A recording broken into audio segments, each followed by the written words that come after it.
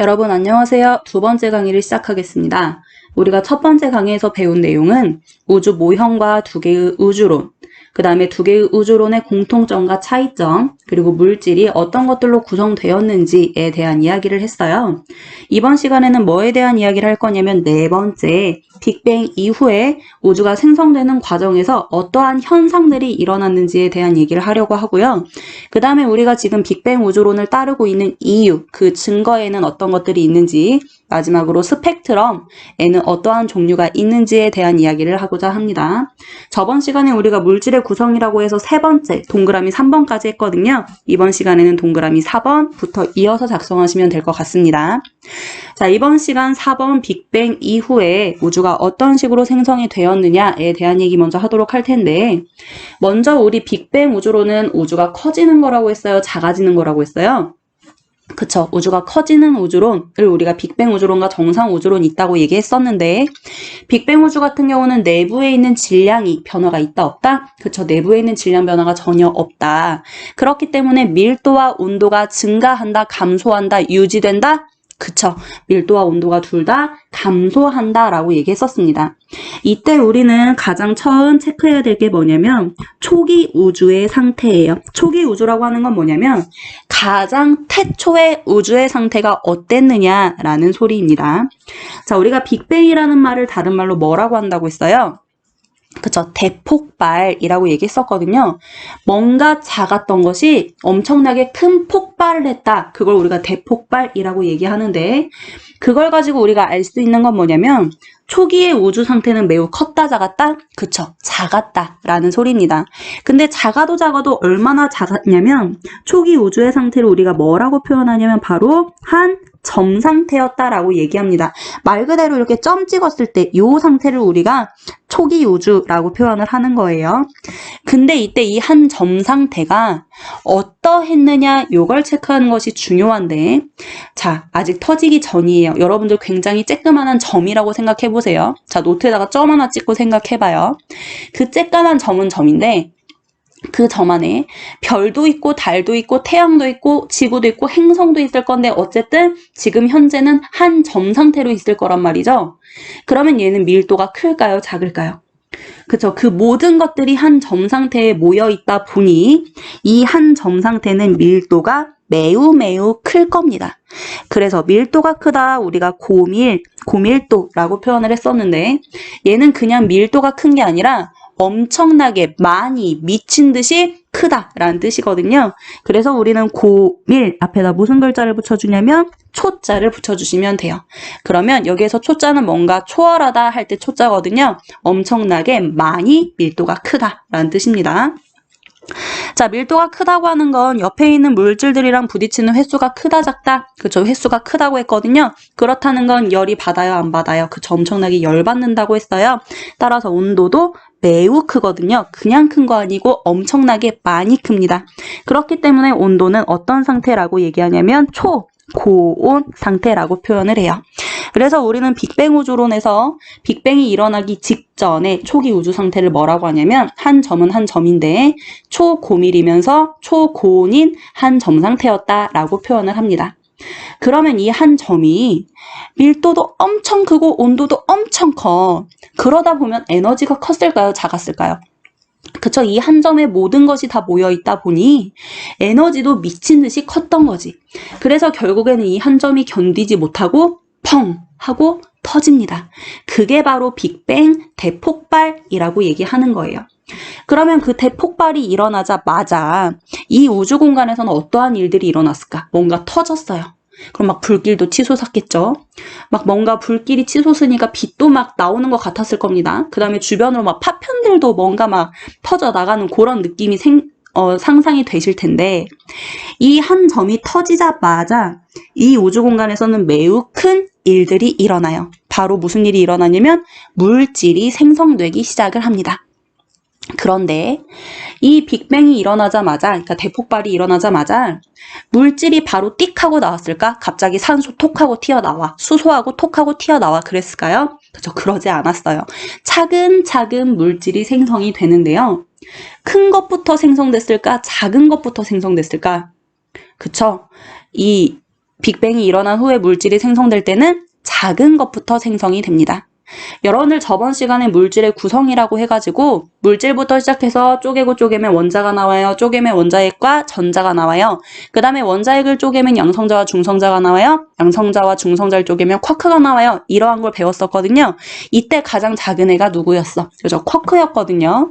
이때 쿼크를 우리가 뭐라고 부르냐면 기본 입자라고 불렀습니다. 이렇게 빅뱅 이후에 가장 처음 생성된 뇌가 바로 누구냐면 기본 입자예요. 가장 작은 것부터 생긴다는 겁니다.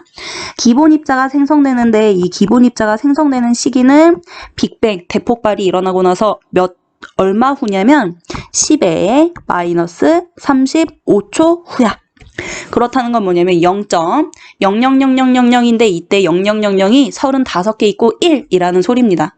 긴 시간이에요? 짧은 시간이에요? 그쵸? 엄청나게 매우 짧은 시간이에요. 펑 터지자마자 바로 기본 입자가 생겨났다라고 하는 겁니다. 가장 작은 애가 생겨났어요. 자, 기본 입자 잠깐 생각해보면 기본 입자는 두 가지가 있었는데 뭐랑 뭐가 있었냐면 하나는 쿼크라고 좀 전에 얘기했고 또 하나는 렙톤이라고 얘기했습니다. 쿼크와 렙톤은 둘 다 6가지가 있었지만 우리는 쿼크 2가지, 렙톤 1가지만 얘기를 했었는데요. 쿼크 2가지는 뭐랑 뭐였다? 그저 U쿼크와 D쿼크가 있었다. 렙톤의 1가지는 뭐가 있었다? 그저 전자가 있었다. 이렇게 3가지는 반드시 기억하라고 했었고 U쿼크는 전기량이 얼마였어요? 전하량이라고도 표현을 하는데 U쿼크의 전하량은 그저 플러스 전기가 3분의 2만큼이라고 했었죠. 그 다음에 다음 쿼크, D쿼크 같은 경우는 마이너스 전기가 3분의 1만큼이라고 했었네요. 그 다음에 전자 같은 경우는 그쵸 마이너스 전기가 1만큼 있다라고 얘기했었습니다. 요게 바로 기본 입자였어요. 매우 짧은 시간에 작은 것들이 생겨났다라는 소리입니다. 근데 이때 여러분들이 요 10의 마이너스 35초라는 시간은 모르셔도 상관없어요. 어쨌든 재빠르게 기본 입자가 생성되었구나 까지예요. 자, 그 다음에 이제 기본 입자보다 크기가 조금 더 큰 게 나오는데요. 기본 입자가 모여서 만들어지는 게 뭐였을까? 자, 기본 입자는 쿼크랑 렙톤이라고 했었잖아요. 이때 쿼크가 모여서 만들 수 있는 거, 그쵸? 양성자와 중성자입니다. 양성자, 그 다음에 중성자가 생성돼요.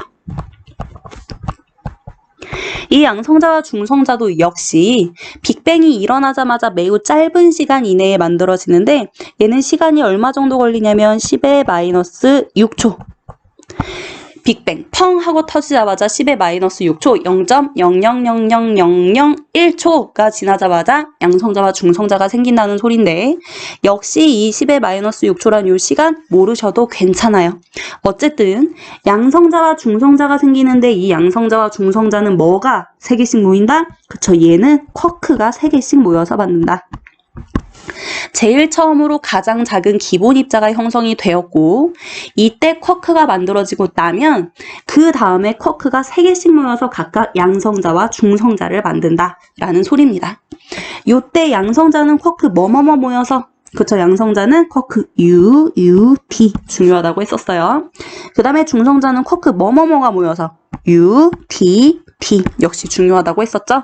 그래서 UUD와 UDD 반드시 기억해 주셔야 됩니다. 이렇게 양성자와 중성자가 빅뱅 이후에 생겨나기 시작을 했는데요. 처음에 양성자와 중성자는 몇 대 몇으로 생성되었을까? 개수가. 양성자 한 개 생길 때마다 중성자는 그쵸, 역시 한 개씩 생겼어요. 가장 처음 양성자와 중성자가 생길 때는 양성자 한 개가 생길 때마다 중성자가 한 개씩 생겼기 때문에 양성자와 중성자의 개수가 1대 1이었다라고 표현을 할 수가 있었습니다. 근데 이 1대 1이었던 양성자와 중성자의 개수가 그대로 유지되는 것이 아니고 중성자의 개수가 점점점 줄어들어요. 중성자가 양성자로 변화가 일어나거든요. 이런 건 여러분들이 모르셔도 되는데 어쨌든 처음 만들어질 땐 1대 1이었는데 점점 중성자의 개수가 줄어들고 양성자의 개수가 많아졌다라고 생각하시면 됩니다. 그리고 나서 다음으로 갈게요. 자, 양성자와 중성자가 만들어지고 났어요. 그럼 이제 이 양성자와 중성자를 합쳐서 뭘 만들 수 있다라고 얘기를 했었냐면 원자 핵을 드디어 만들 수가 있습니다. 이 원자핵은 양성자와 중성자를 합쳐서 만들 수 있다라고 다시 한번 얘기하고요. 원자핵이 만들어진 시간 정도는 여러분들이 꼭 기억을 해주셔야 되는데요. 원자핵은 언제 만들어졌냐면 대폭발이 일어나고 나서 3분 후에 만들어졌어요. 3분 후 중요하니까 기억하세요. 자, 우리가 뭐 10의 마이너스 35초, 10의 마이너스 6초 이런 건 우리가 세기가 힘들기 때문에 모르셔도 되는데요. 펑 하고 터지자마자 3분이 지나고 났더니 원자핵이 형성이 됐다더라. 이 3분은 매우 중요하니까 뭐 3분 카레, 3분 짜장 이런 것처럼 3분은 꼭 기억을 하셨으면 좋겠습니다. 어쨌든 원자핵을 형성을 하는데 우리가 저번 시간에도 잠깐 얘기했듯이 가장 대표적인 핵 뭐가 있었냐면 가장 작은 핵 수소핵, 그 다음에 수소핵보다 조금 더 큰 핵 헬륨핵, 이런 애들이 이제 만들어지기 시작을 하는 거지. 요때 수소핵은 뭐만 한 개 있으면 만들 수 있다고 했었어요. 그쵸? 수소핵 같은 경우는 양성자 한 개만 있으면 만들 수 있다고 했었고, 헬륨핵 같은 경우는 양성자 2개, 중성자 2개가 있으면 만들 수 있다고 얘기했었거든. 이게 바로 언제 만들어지냐면 빅뱅 후 3분 후에 만들어진다는 소리예요. 근데 이 빅뱅이 일어나고 3분 후에 양성자와 중성자의 개수를 잘 봐주셔야 돼. 처음에 양성자와 중성자가 만들어졌을 때는 몇 개씩 만들어졌다고, 비율이 몇 대 몇이었다고? 그죠? 1대 1이었어요. 근데 이 원자핵이 형성될 요 때는 양성자와 중성자의 개수가 몇 개씩이었냐면 요 그림 여러분들 꼭 그려주셔야 돼요. 자, 양성자를 그냥 동그라미로 그릴게요. 요게 지금 다 양성자야. 내가 지금 그리는 게 하나, 둘, 셋, 넷, 다섯, 여섯, 요렇게. 그 다음에 중성자는 시커멓게 그릴게요. 내가 지금 시커멓게 그리고 있는 이 동그라미가 중성자야. 얘가 중성자. 그 다음에 얘가 양성자. 자, 딱 봤을 때 양성자는 총 몇 개? 하나, 둘, 셋, 넷, 다섯, 여섯, 7개가 있으니까 양성자 총 14개예요. 중성자 지금 몇 개? 시커먼 거 2개밖에 없죠? 중성자 2개네. 자, 그럼 이걸 가지고 우리가 첫 번째 뭘 할 수 있냐면 양성자와 중성자의 개수비를 할 수 있어. 개수비. 자, 우리가 아까는 양성자와 중성자가 애초에 생성되었을 때는 1대 1이었다라고 얘기를 했는데 3분이 지나고 났더니 몇 대 몇으로 바뀌었어? 그쵸? 양성자는 총 14개인데 중성자는 2개네. 이거 2개 약분하면 그쵸? 7대 1로 바뀌었습니다. 양성자의 개수가 훨씬 많아졌어요. 자, 그 다음에 이제 이 양성자와 중성자가 드디어 결합을 시작하면서 핵을 형성하게 될 텐데 중성자 딱 보니까 몇 개 있어? 지금 2개 있거든요. 이 중성자 2개로 만들 수 있는 원자핵 뭐 있어요? 그죠? 좀 전에 우리 얘기했죠? 헬륨의 중성자가 2개가 필요하대. 그럼 이 중성자 2개에다가 양성자도 2개 필요하다고 했으니까 요 양성자 2개를 요렇게 합쳐요. 자, 그러면 양성자 2개에 중성자 2개네. 이거는 어떤 원자핵을 형성한다? 그쵸, 얘는 헬륨 원자핵을 형성을 한다. 그래서 헬륨핵이 1개가 만들어져. 헬륨핵 1개. 그럼 남은 거 뭐만 남아요? 그죠? 다 양성자만 남았잖아. 이 양성자가 지금 몇 개가 남았냐면 12개가 남았네. 이 양성자는 모두 다 뭐가 될까? 그치, 양성자 모두 다 뭐가 되냐면 수소핵이 돼요. 수소핵. 왜냐면 수소핵은 양성자 1개만 있어도 만들 수 있다고 했어요. 그러면 이 양성자 요거 1개 자체가 수소핵이 되는 건데 그러면 수소 원자 핵은 몇 개가 될까? 그쵸? 헬륨을 형성하지 못한 이 나머지 애들이 모두 다 수소 원자핵이 되기 때문에 수소 원자핵은 총 12개가 될 거야. 요거 중요합니다. 자, 중성자가 2개밖에 없었기 때문에 양성자 2개와 중성자 2개가 합쳐져서 헬륨핵 1개를 형성을 했고요. 그 다음에 나머지 양성자들은 더 이상 결합할 중성자가 없잖아요. 그래서 이 양성자는 모두 다 수소핵으로 바뀐다고요. 그리고 나서 우리는 개수를 세봅시다. 자, 조금 전에 우리가 수소핵, 그 다음에 헬륨핵이 형성이 된다고 했는데 수소핵과 헬륨핵이 각각 몇 개씩 만들어졌을까? 개수비. 아이고, 글씨가 너무 날리네. 미안해요. 자, 수소핵과 헬륨핵의 개수비 볼 텐데요. 조금 전에 수소핵 몇 개 만들어진다고 했냐면 12개 만들어진다고 했어요. 그래서 12개 쓰시면 되고 헬륨핵은 몇 개 만들었어요? 그죠? 헬륨핵 1개밖에 못 만든다고 했거든요. 1개입니다. 그래서 수소핵과 헬륨핵의 개수비는 몇 대냐면 12대 1로 만들어져요. 형성이 됩니다. 자, 이것도 중요해요. 자, 그 다음에 이 수소핵과 헬륨핵의 다음 알아볼 게 뭐냐면 바로 질량비예요. 질량비. 질량비라고 하는 건 뭐냐면 수소핵과 헬륨핵이 얼마나 가볍냐 무겁냐 이걸 의미하는 게 질량비인데요. 이 질량비를 생각하실 때는 우린 그냥 간단하게 양성자가 몇 개 있냐 중성자가 몇 개 있냐 그 총 개수, 그러니까 몸통 안에 들어있는 총 개수가 몇 개냐 이걸 의미하는 겁니다. 근데 수소핵 같은 경우는 양성자 한 개만 있으면 수소핵을 형성할 수 있기 때문에 수소 한 개의 질량은 1이라고 생각하시면 돼요. 반면 헬륨핵 같은 경우는 중성자 두 개에다가 양성자 두 개가 합쳐 있기 때문에 헬륨핵의 질량은 몇이라고 얘기하시면 되냐면 4개, 4라고 얘기하시면 됩니다. 그리고 나서 보시면 수소핵의 전체 질량은 몇일까요? 수소 한 개당 질량은 1인데 지금 현재 수소가 총 12개가 있다라고 했으니까 전체 질량은 12개. 반면 헬륨은 한 개가 만들어졌는데 한 개 속에 중성자 2개, 양성자 2개가 들어있으므로 총 질량은 4. 따라서 헬륨액의 질량은 4라고 쓰시면 돼요. 따라서 수소핵과 헬륨액의 질량비는 약분해서 3대 1이라고 하시면 됩니다. 여러분, 이 3대 1이라는 요 숫자 매우 중요해요. 지금 제가 동그라미만 그리고 나서 막 숫자 개수를 셌는데요. 처음에 양성자는 14개 있었고 중성자는 2개 있었어요.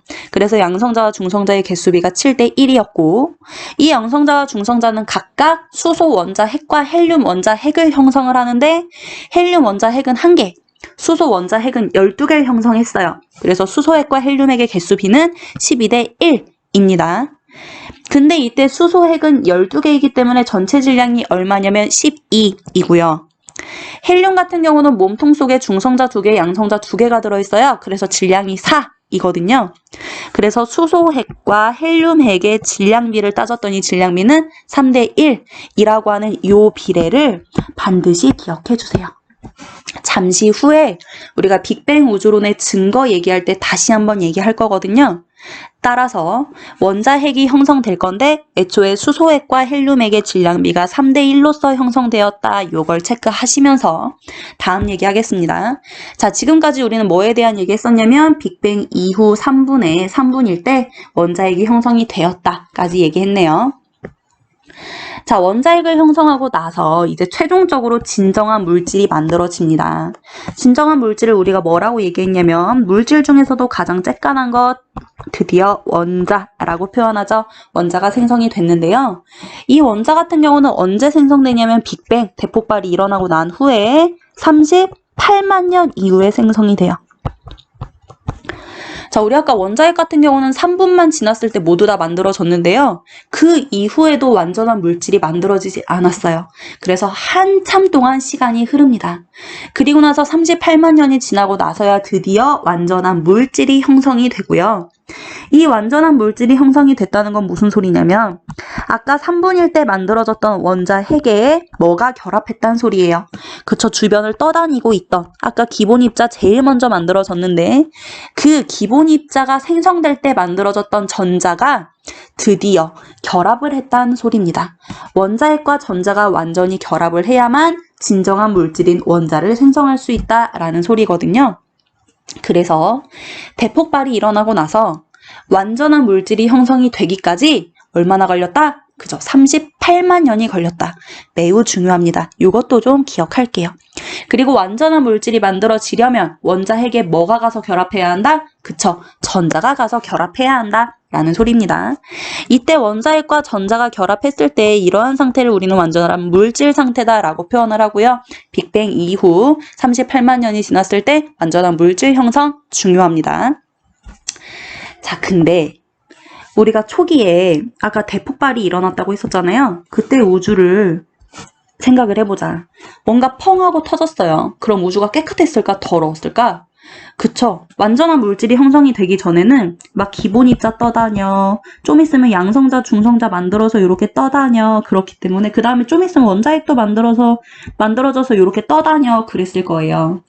그러다 보면 빛이 어쨌든 터졌으니까 빛이 나올 건데 빛이 이 우주 공간을 쫙 하고 이렇게 뻗어 나갈 수 있었을까 없었을까 빛이. 그죠? 못 뻗어 나가. 너무 이렇게 주변에 입자들이 막 떠다녔기 때문에 빛이 여기 가서 부딪히고 저기 가서 부딪히고 저기 가서 부딪혀서 우주 공간을 뻗어 나갈 수가 없었어요. 근데 이 완전한 빛이 언제 뻗어 나가기 시작을 하냐면 38만 년 후에 완전한 물질이 형성됐을 때 드디어 빛이 뻗어 나갑니다. 원래는 기본 입자들이 막 이렇게 우주 공간을 떠다녔는데 38만 년이 지나고 나니까 지들끼리 이렇게 결합을 하거든. 그래가지고 이렇게 덩치들이 굵직한 애들이 뭉쳐지게 되고요. 대신에 이렇게 빈 공간들이 생깁니다. 그 사이를 빛이 드디어 뻗어 나갈 수 있게 되는 거예요. 그래서 우리는 빅뱅 이후 38만 년이 지나고 나면 원자가 형성이 되고 드디어 빛이 우주 공간을 뻗어나가게 되었다라고 표현을 해요. 요때 요 빛의 이름을 뭐라고 표현하냐면 들어본 사람 있을 텐데 6글자 우주, 배경, 복사, 라고 얘기해요. 우주 공간을 바탕으로 뻗어나가는 빛이다 라고 생각하시면 조금 편합니다. 빅뱅이 일어나고 나서 38만 년이 지나면 진정한 물질이 만들어지고 이때 빛이 비로소 우주 공간을 퍼져나가서 밝게 비출 수가 있는데 이 빛의 이름을 우주 배경 복사라고 한다는 거 매우 중요하니까 꼭 기억해야 돼요. 또 별폭탄, 그리고 요때 빛의 온도를 재봤더니 빛의 온도가 얼마냐면 3000K입니다. 3000K. 엄청나게 높은 온도예요. 자, 그래도 우리가 완전 빅뱅 처음 생각을 해보자. 한 점 상태일 때 우리 온도 높다고 했어요? 낮다고 했어요? 그쵸? 초고온이라고 얘기했거든요. 초월할 만큼 매우 크다라고 얘기를 했어요. 근데 38만 년이 지나고 났더니 그래도 우리가 측정할 수 있는 값인 3000K로 줄은 거야? 늘어난 거야? 그죠? 감소했습니다. 요걸 여러분들 체크하실게요. 자, 빅뱅 우주론, 그러니까 우주가 생성 과정을 거치는데 가장 중요한 건 뭐냐면 물질이 생성된다 라고 하는 건데요. 이때 물질이 작은 것부터 생성되는지 큰 것부터 생성되는지 먼저 생각하셔야 됩니다. 뭐부터 형성된다? 그쵸, 작은 것부터 형성된다. 그래서 기본 입자가 제일 먼저 만들어지고 얘네가 합쳐져서 양성자와 중성자가 만들어지고 양성자와 중성자가 합쳐져서 원자 핵을 만들고 그 다음에 최종적으로 38만 년이 지나면 원자, 제대로 된 물질이 형성되는구나. 이렇게 여러분들이 차근차근 정리를 하시면 빅뱅 우주론의 과정이 끝납니다.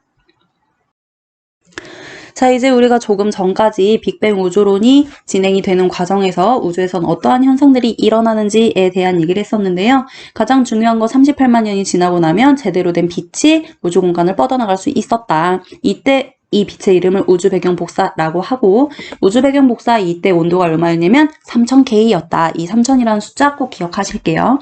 이제 여기에서 이어서 그 다음 무슨 내용을 할 거냐면 빅뱅 우주론의 증거를 알아보도록 할게요.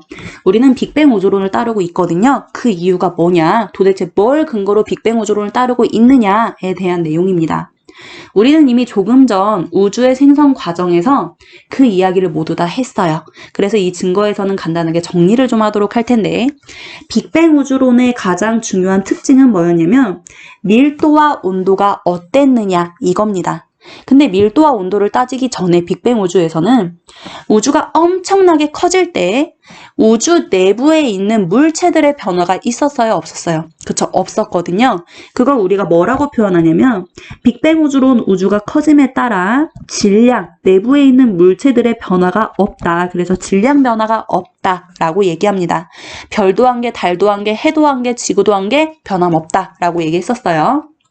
근데 내부에 있는 질량에는 변화가 없는데 우주가 엄청 커진다 라고 했거든요. 그럼 우주가 커짐에 따라서 밀도가 커진다, 작아진다. 그저 밀도 감소한다, 작아진다. 처음엔 고밀이었는데 나중에 저밀이 됐죠. 온도도 마찬가지로 온도 처음에는 높았는데 나중에 어떻게 된다? 작아진다. 밀도도 떨어지고 온도도 떨어진다. 요게 빅뱅 우주론의 특징이었습니다. 그러면 밀도도 작아지고 온도도 작아지는 요것만 우리가 증명을 하면 빅뱅 우주론이 맞아 라고 얘기를 할 수가 있거든요. 그걸 말해주는 첫 번째 증거가 바로 뭐냐면 수소핵과 헬륨핵의 질량비예요.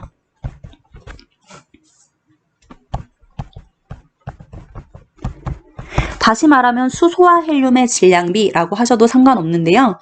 왜냐하면 이 수소와 헬륨의 전자가 가서 결합만 하면 수소, 그 다음에 헬륨을 형성할 수 있기 때문에 수소핵과 헬륨핵의 질량비 또는 수소와 헬륨의 질량비 둘 다 사용하셔도 상관없는데 우리가 아까 원자핵이 형성될 당시에 양성자와 중성자의 개수 차이가 있었죠. 원래는 양성자와 중성자가 1대1이었으나 원자핵이 형성될 당시에는 7대1로 바뀌었다고 했거든요. 따라서 그때 수소핵은 몇 개가 만들어졌어요? 그죠? 총 12개 만들어졌어요. 이때 만들 수 있는 헬륨핵은 몇 개였다? 그죠? 1개였거든요. 그러므로 인하여 수소핵과 헬륨핵의 질량 차이가 생겼습니다. 그림 다시 한번 그릴까요? 자, 양성자 총 14개, 넷, 다섯, 여섯, 일곱, 14개, 중성자가 2개밖에 없다고 했어요. 요때 중성자 2개랑 양성자 2개가 합쳐져서 얘가 헬륨 핵을 형성한다 라고 했었고 나머지 이 양성자들은 모두 다 뭘로 변한다고 했냐면 수소핵이 된다고 했거든요. 그래서 수소핵은 총 12개, 헬륨핵은 총 1개입니다. 요때 우리가 질량을 따질 때는 양성자와 중성자의 개수를 비교하면 된다라고 얘기를 했는데 수소의 전체 질량은 얼마? 1개, 2개, 3개, 4개, 5개, 6개, 7, 8, 9, 10, 11, 12개잖아요. 그래서 수소의 전체 질량은 12다 라고 표현을 하는 거고 헬륨 몸통 안에는 중성자 2개와 양성자 2개가 들어있으니까 전체 4개가 들어있다. 그래서 헬륨의 질량을 몇 개라고 얘기를 하냐면 4개라고 표현을 합니다. 그래서 수소와 헬륨의 질량 비가 결국에 몇 대 몇이었다고. 그죠? 얘네 약분하고 나면 3대1 나온다고. 요 3대1 매우 중요하다고 했었잖아요. 근데 이 3대1이라는 요 비율이 아까 원자핵이 형성될 당시에 몇 분이라고 했어요. 그저 대폭발이 일어나고 나서 3분이라고 얘기했거든요. 그 3분 때 만들어진 비율이 현재까지도 지속되고 있다고 합니다. 그렇다는 건 지금도 우주는 끊임없이 커지고 있는데 내부에 뭐가 변화가 없다는 소리예요. 그쵸? 질량이 변화가 없다는 소리거든요. 이 수소와 헬륨핵 또는 수소와 헬륨의 질량비가 3대1로 여전히 유지되는 것으로 보아 내부에 있는 물질의 질량에는 변화가 없구나 라는 걸 우리가 알 수가 있었습니다. 그래서 수소와 헬륨의 질량비가 3대1을 유지한다. 요게 첫 번째 빅뱅 우주론의 증거예요. 자, 그 다음에 두 번째 빅뱅 우주론의 증거를 볼 텐데요. 그건 바로 뭐냐면 완전한 물질이 형성되고 났을 때 나왔던 거 그겁니다. 그게 뭐였어요? 6글자? 그쵸. 우주 배경 복사예요. 자, 우주 배경 복사라고 하는 거 물질이 완전하게 만들어지고 나서 우주 공간을 밝게 퍼져나가기 시작한 빛을 우리가 우주 배경 복사라고 한다라고 얘기했었거든요. 이 우주 배경 복사가 빅뱅 이후에 38만 년이 지나고 나서 드디어 뻗어나가기 시작을 했는데 그 38만 년이 지났을 때의 온도가 얼마라고 했어요? 그죠? 3000K라고 했어. 요거 내가 중요하니까 기억하라고 했었잖아요. 이 3000K는 대폭발이 일어나고 나서 38만 년이 지났을 때야. 그럼 현재는 얼마일까? 현재는 얘보다 현저히 작아져서 얼마로 관측이 되고 있냐면 3K로 관측이 되고 있어요. 자, 온도 어떻게 됐어? 처음엔 3000이었는데 3만큼으로 줄었거든요. 온도 감소했습니다. 자, 우리가 아까 빅뱅 우주에서 가장 중요한 특징은 뭐였냐면 밀도도 작아지지만 온도도 작아져요 라고 얘기를 했거든요. 바로 온도가 작아지는 걸 뭘 통해서 알 수 있었냐면 우주 배경 복사를 통해서 알 수 있었다는 소리입니다. 따라서 빅뱅 우주론의 다른 증거는 없어요. 이 우주 배경 복사와 수소와 헬륨의 질량비가 3대1로 유지된다는 거 요게 정말 중요하거든요. 그래서 여러분들이 빅뱅 우주론의 증거로서 요 두 가지는 역시 꼭 기억을 해주시길 바랍니다. 자, 또 역시 이제 힘들 때가 되었죠. 막 빅뱅 정말 이제 답답하고 더 이상 듣고 싶지 않을 그럴 상태일 겁니다. 자, 이제 마지막 내용 볼게요. 자, 이제 기지개 한번 펴자. 마지막 내용 할 거니까 우리 여기까지만 하고 빅뱅 이야기는 그만할게요. 자, 이제 마지막 내용은 뭐냐면 스펙트럼이라고 되어 있어요. 이 스펙트럼은 빅뱅이랑 직접적인 연관이 있는 건 아니지만 왜 배워야 하냐면 우리가 조금 전에 우주 공간에 수소가 얼만큼 있어요, 헬륨이 얼만큼 있어요, 이런 것들을 알 수 있다라고 했는데요. 그걸 뭘 통해서 알 수 있냐면 바로 스펙트럼이라는 걸 통해서 알 수가 있는 거예요. 스펙트럼 여러분들이 초딩 때 또는 중딩 때 어떤 걸 봤었냐면 이렇게 길다란 띠의 모양인데 막 여기에 빨주노초 파남보 좀 그리기가 어렵네. 자, 어쨌든 빨주노초 파남보가 예쁘게 이렇게 띠의 형태로 나와 있는 거 있잖아. 그걸 우리가 스펙트럼이라고 얘기하는데 이 스펙트럼은 빛을 여기에 통과시키면 만날 수 있어, 볼 수 있어요. 뭘 통과시키면? 이렇게 세모 모양으로 되어 있는 거. 그쵸, 분광기라고 하거든. 또는 프리즘. 빛을 이 삼각형 분광기에 통과를 시키면 얘가 이렇게 나눠지면서 띠의 모양이 나오게 되는데 이 그림은 중요하지 않아, 모르셔도 돼요. 자, 지워. 자, 어쨌든 이 스펙트럼을 통해서 우리는 뭘 알 수 있냐면 우주에서 오는 빛 또는 우주에서 오는 빛에 어떠한 원소가 숨겨져 있는지를 알 수가 있는 건데 빨주노초 파남보가 예쁘게 이렇게 띠의 형태로 되어 있는 이런 그래프를 가지고는 알 수가 없어요. 어쨌든 이런 건 빨주노초 파남보가 연속적으로 나타나 있다 그래서 연속 스펙트럼이라고 얘기하는데 이 스펙트럼이 중요한 게 아니고 스펙트럼 중에서도 이렇게 띠의 형태에서 선이 나타나 있는 이런 스펙트럼들이 있거든요. 이 스펙트럼들이 바로 우리에게 어떠한 정보를 주는 아이입니다. 그래서 스펙트럼의 종류에는 연속 스펙트럼과 그 다음에 선의 형태를 띠고 있는 선 스펙트럼이 있는데 연속 스펙트럼은 그냥 버려. 우리는 선 스펙트럼만 볼게요. 근데 이 선 스펙트럼은 하나는 흡수선 스펙트럼이 있고 하나는 방출선 스펙트럼이 있습니다. 이 두 가지를 여러분들이 구분을 하실 수 있으셔야 돼요. 흡수선 스펙트럼은 우리가 뭘 얘기하냐면 우주로부터 빛이 올 거 아니에요. 근데 이 빛을 어디에 통과를 시키냐면 저온 기체에 통과를 시킵니다. 자, 뭔가 좀 이렇게 온도가 생기잖아. 그러면 이 온도 이렇게 좀 따뜻하면 따뜻할수록 주변에 있는 빛들을 흡수하는 성질을 가지고 있어요. 근데 저온이라면 주변에 있는 빛 또는 원소들을 많이 흡수할 수 있을까 없을까? 그치, 많이 흡수할 수가 없거든. 그래서 일부만 흡수를 할 수가 있습니다. 그래서 빛을 저온 기체에 통과를 시키면 일부 성분들이 흡수가 일어나요. 그래서 흡수가 일어난 부분의 색깔이 어떻게 될까? 시커매질까? 밝아질까? 그쵸? 뭔가 빛을 흡수하면 시커매져요. 그래서 원래는 스펙트럼이 모두 다 밝은 색인데 저온, 온도가 그렇게 높지 않아서 모든 원소들이 흡수되지 못하고 일부만 흡수가 일어나는 거야. 그래서 스펙트럼이 모두 다 밝고 예쁜데 일부만 이렇게 시커먼 선이 나타나는 겁니다. 이런 걸 우리가 흡수선이라고 얘기해요. 그리고 흡수선 스펙트럼이라고 표현을 하죠. 지금 시커멓게 나타난 이 부분이 바로 흡수가 일어난 부분이에요.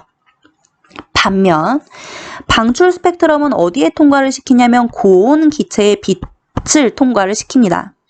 그러면 고온이기 때문에 이 빛 속에 들어있는 구성 성분들을 잘 흡수할까 못할까? 그치, 잘 흡수하는 거야. 다 흡수를 해버려.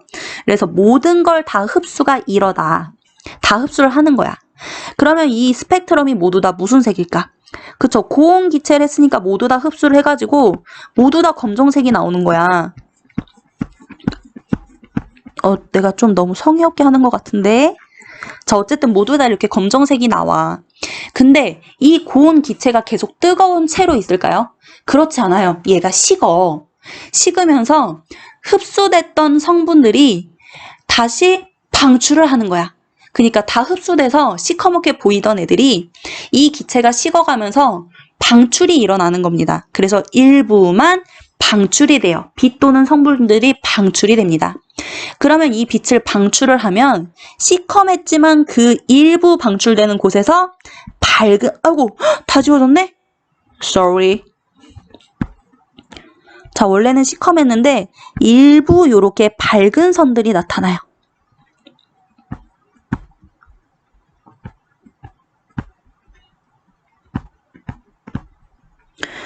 내가 그리는 그림이 뭔지 모르겠지? 그럴까봐 제가 그림을 준비했어요. 우리 교과서 17페이지에 보시면 이런 그림이 있어요. 잘 보시면 정말 깔끔하게 나와 있다. 자, 첫 번째 이 그림 보시면 연속 스펙트럼이라고 되어 있죠. 여러분들이 흔히 알고 있는 색깔이 예쁜 스펙트럼입니다. 근데 이걸 통해서는 우리가 뭐 특별히 알 수 있는 건 없고 그냥 냅둬. 자, 아래 거 두 개 보시면 선이 이렇게 중간중간 보이고 있거든요. 그래서 이 선이 보이는 이러한 스펙트럼을 선 스펙트럼이라고 하고, 요 두 번째 스펙트럼을 보시면 두 번째 스펙트럼은 색깔이 예쁘게 있는데 선이 일부분 시커멓게 나와 있잖아요. 그래서 일부분만 흡수되었다. 그래서 흡수선 스펙트럼이라고 얘기합니다. 반면에 아래 거 요 세 번째 그림 보시면 전체적으로 다 시커매. 모든 게 다 흡수가 됐었던 거야. 하지만 일부가 방출이 일어나면서 일부 밝은 선들이 나타나고 있네요. 그래서 이 세 번째 아이를 방출 스펙트럼이라고 표현을 합니다. 그래서 우리가 흡수 스펙트럼과 방출 스펙트럼은 어떻게 정리하면 되냐면, 흡수 스펙트럼은 일부만 흡수돼서 일부만 시커먼 선이 이렇게 나타나는 거고, 방출 스펙트럼은 모든 기체가 다 흡수가 되었다가, 모든 성분이 다 흡수가 되었다가 일부만 방출. 그래서 일부 방출된 부분만 이렇게 밝게 나타난다 라고 생각하시면 됩니다. 근데 이 흡수선 스펙트럼이랑 방출선 스펙트럼을 우리가 굳이 왜 알아야 되느냐라고 하냐면, 지금 이 선의 위치들이 모든 구성 성분들마다 같을까 다를까? 그쵸? 달라요. 다르고 이렇게 포함하고 있는 양이 많으냐 적으냐에 따라서도 이 두께 자체도 달라집니다. 따라서 우리는 스펙트럼을 공부하는 이유는 뭐냐면, 원소에, 그러니까 그 빛에 포함되어 있는 성분 또는 원소의 종류, 어떤 종류를 포함하고 있느냐, 각각의 빛들이, 그러니까 예를 들어 별빛이라고 칠게요. 그러면 이 별 속에 들어있는 빛에서 오는 성분들이, 원소들이 똑같은 애들이 있느냐 틀린 애들이 있느냐, 이걸 구분하기 위하여 스펙트럼 공부를 하는 거예요. 원소들이 다르면 뭐가 다르다? 그치, 이 선의 위치가 다르다. 선의 위치를 통해서 원소의 종류를 알 수 있다 라는 겁니다. 자, 그래서 우리는 별빛으로부터 오는 스펙트럼 연구를 통해 수소가 이만큼, 헬륨이 이만큼, 뭐 어느 별에는 다른 원소들이 이만큼 많이 들었다, 이런 걸 연구하고 있고요. 자, 여기까지 하시면 우리가 빅뱅 우주론에 대한 이야기는 모두 다 끝냈거든요. 모두 다 고생 많으셨고, 노트 필기 꼼꼼하게 해 놓으시고 다시 한번 이해하도록 읽어보시고요. 간단한 과제 제출 게시판에 있거든요. 그냥 단답형 문제 2개니까 각 반의 게시판에 들어가서 답만 간단하게 올려놓으시면 됩니다. 모두 고생 많으셨습니다.